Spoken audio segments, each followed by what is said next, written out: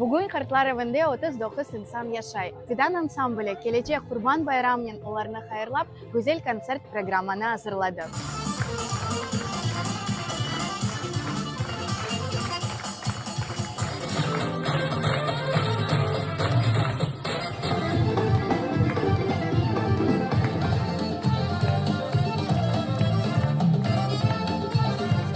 Каждый год наш ансамбль организовывает мероприятия в Хартлар-Явы, и в этом году это не исключение.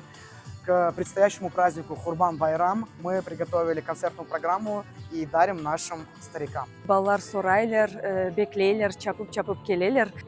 Bizim hartlarımızı hürmet etmek, sevmek gerek ve onlardan bilgi almak. Çünkü hartlar bu bizim baylığımız.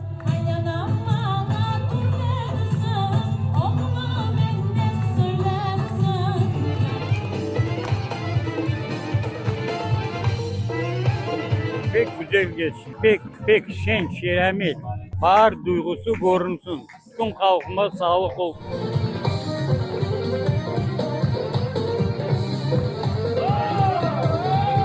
Tekaran gönlümüz açıldı.